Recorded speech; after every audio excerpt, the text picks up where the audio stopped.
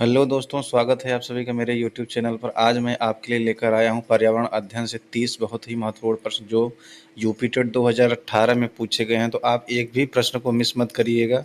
तो चलिए शुरू करते हैं। हमारा पहला सवाल है, विश्व पर्यावरण दिवस कब मनाया जाता है? दोस्तों, विश्व पर्यावरण दिवस कब मनाया जाता है? 5 जून को। कब मनाया जाता है दोस्तों? 5 जून को। आइए इस प्रश्न के बारे में डिटेल में देखते हैं।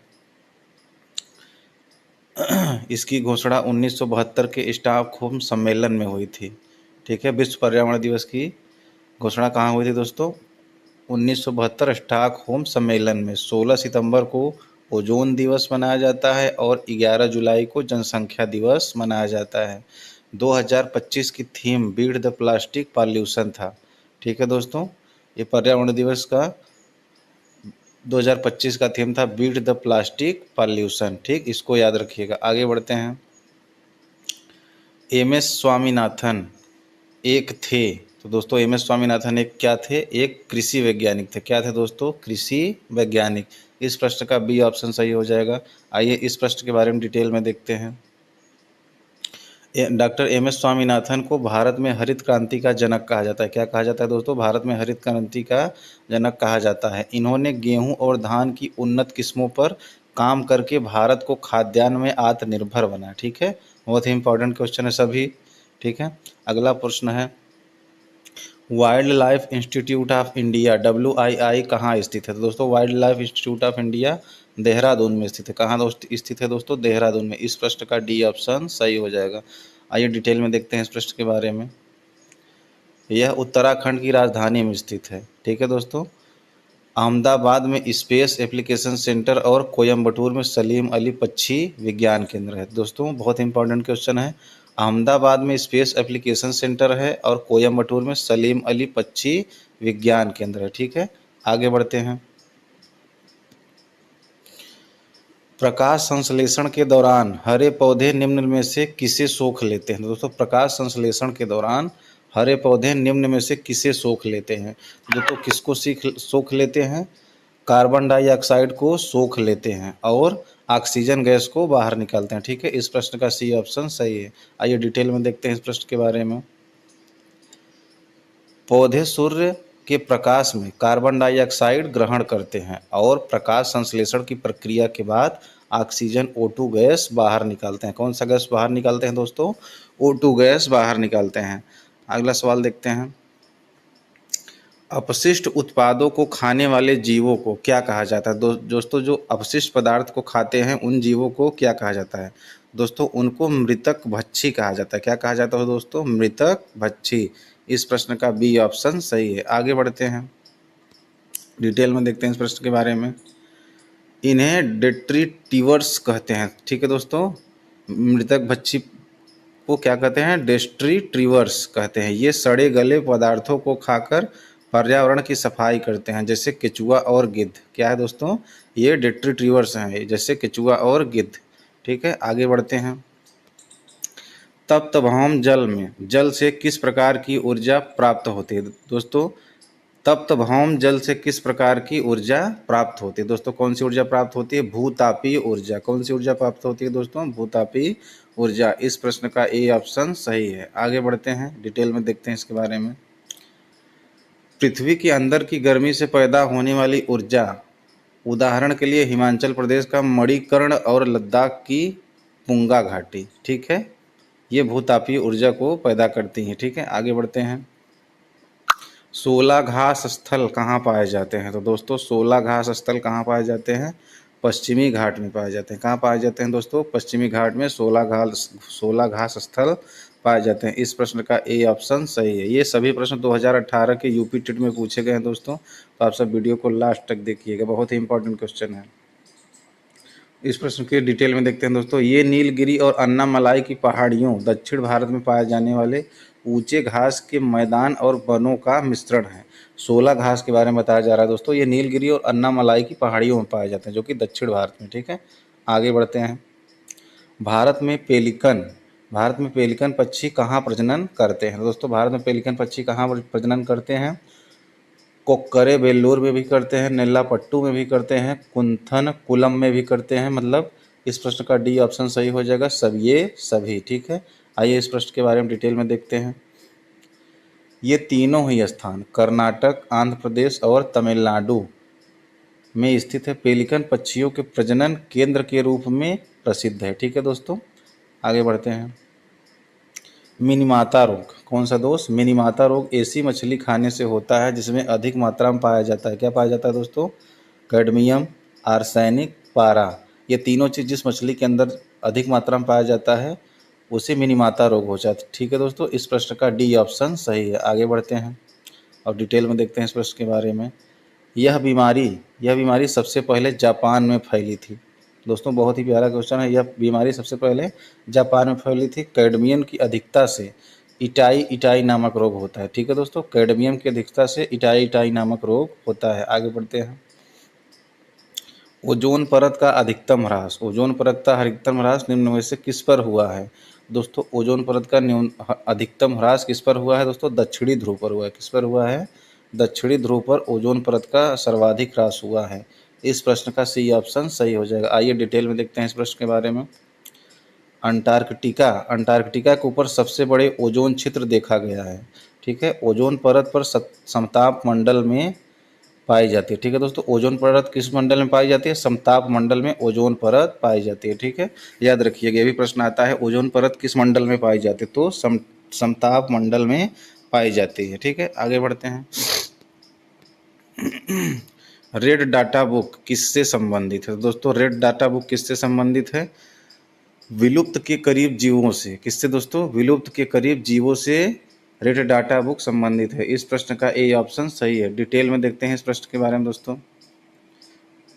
इसे IUCN international union for conservation of nature द्वारा जारी किया जाता है, जिसमें संकटग्रस्त प्रजातियों का रिकॉर्ड होता है। ठीक है दोस्तों, रेड डाटा बुक के बारे में बात हो रहा है। ठीक है, ये कौन जारी करता है? IUCN। ठीक है, आगे बढ़ते हैं। इनमें से कौन वर्तमान राष्ट्रीय महिला आयोग की अध्यक्ष हैं? दोस्तों वर्तमान में तो कौन है? श्रीमती विजया किशोर रहाटकर। कौन है दोस्तों? श्रीमती विजया किशोर रहाटकर। इस प्रश्न का बी ऑप्शन सही हो जाएगा। ठीक है, आगे बढ़ते हैं, डिटेल में देखते हैं इस प्रश्न के बाद। राष्ट्रीय महिला आयोग महिलाओं के संवैधानिक और कानूनी अधिकारों की सुरक्षा सुनिश्चित करने के लिए कार्य करता है। ठीक है, आगे बढ़ते हैं। लोकसभा और राज्यसभा की संयुक्त बैठक। लोकसभा और राज्यसभा की संयुक्त बैठक किसके द्वारा बुलाई जाती है? दोस्तों किसके द्वारा बुलाई जाती है? राष्ट्रपति के द्वारा। किसके द्वारा बुलाई जाती है दोस्तों? राष्ट्रपति के द्वारा। इस प्रश्न का ये ऑप्शन सही है। आइए डिटेल में देखते हैं इस प्रश्न के बारे में।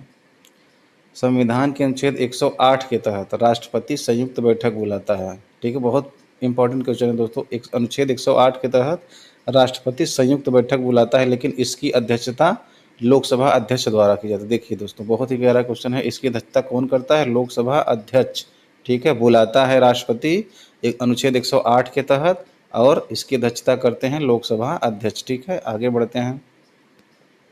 संविधान के किस भाग में पंचायती राज व्यवस्था संबंधी प्रावधान दिए गए हैं? तो दोस्तों किस में दिया गया है? किस भाग में? तो दोस्तों भाग 9 में दिया गया। किस भाग में दिया गया है दोस्तों? भाग 9 में पंचायती राज व्यवस्था संबंधी प्रावधान दिए गए हैं। इस प्रश्न का ए ऑप्शन सही है। आइए इस प्रश्न के बारे में डिटेल में देखते हैं।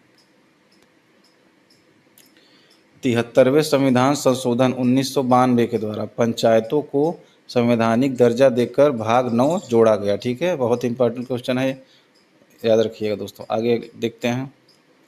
74वें संविधान संशोधन का संबंध किससे है? तो दोस्तों 74वें संविधान संशोधन का संबंध किससे है?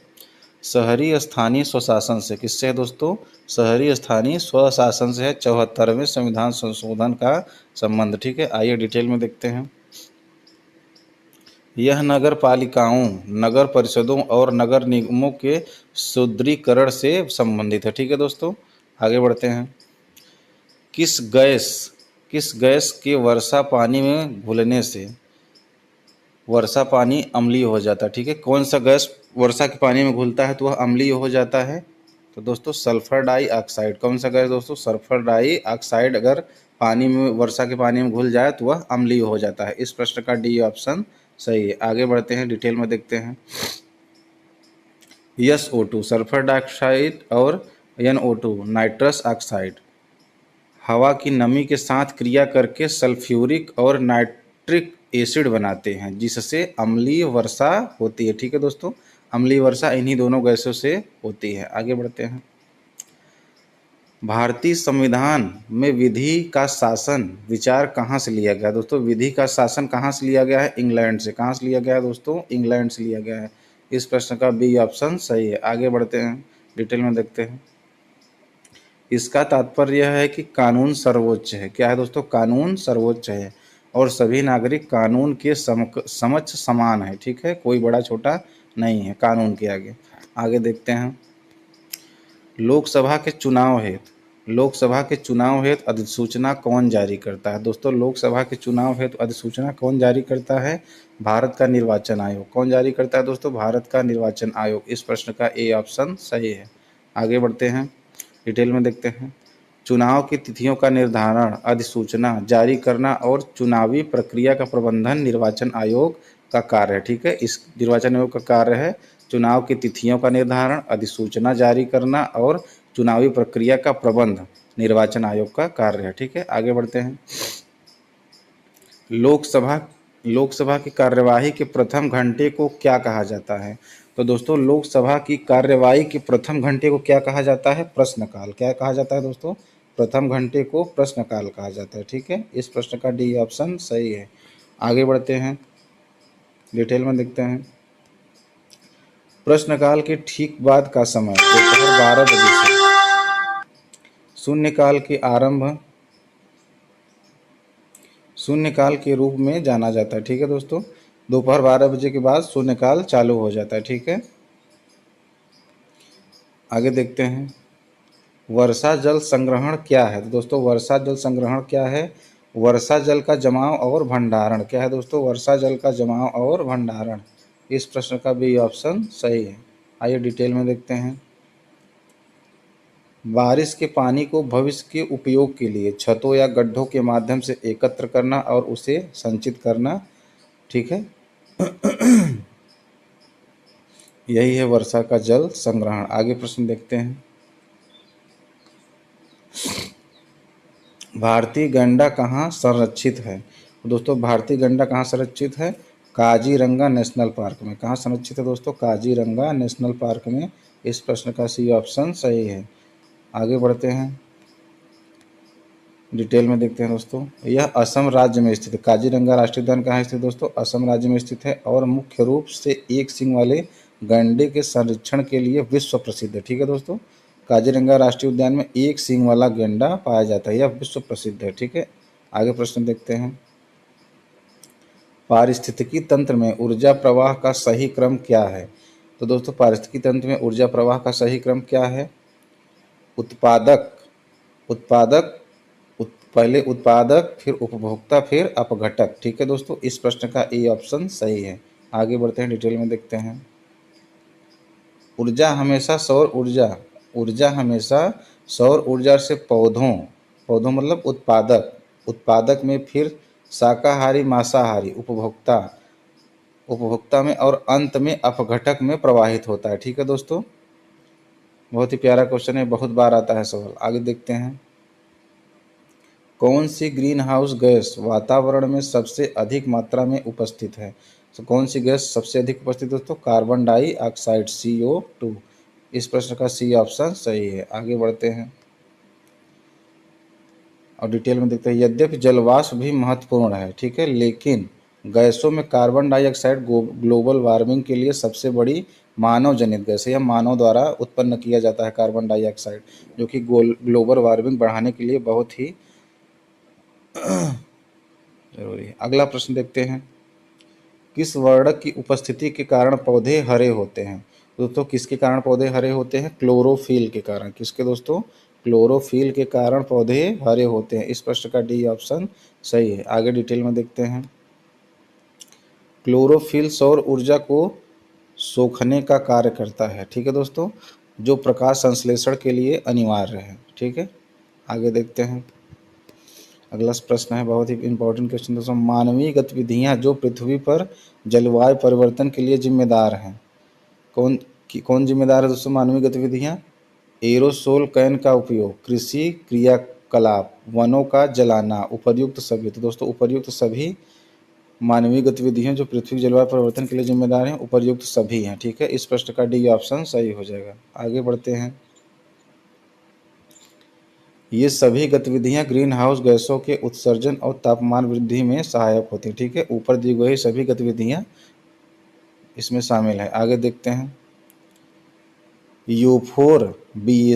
यूफोरबिएसी फैमिली की कौन सी फसल बायोडीजल उत्पन्न करने के लिए जानी जाती है? तो कौन सी फसल है दोस्तों जिससे बायोडीजल पैदा होता है दोस्तों? वो तो पौधा है जट्रोफा। कौन पौधा है दोस्तों?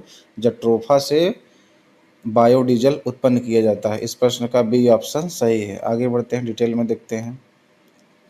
जट्रोफा के बीजों से तेल निकलता है, उसे परिष्कृत करके बायोडीजल के रूप में ईंधन के तौर पर उपयोग किया जाता है। ठीक है, आगे बढ़ते हैं। जड़ी बूटियों की रानी ओस्मियम सैक्टम, ठीक है, को सामान्यतः क्या कहते हैं दोस्तों? जड़ी बूटियों की रानी किसको कहते हैं? तुलसी। तुलसी का वैज्ञानिक नाम है दोस्तों ओस्मियम सैक्टम। क्या नाम है दोस्तों? ओस्मियम सैक्टम।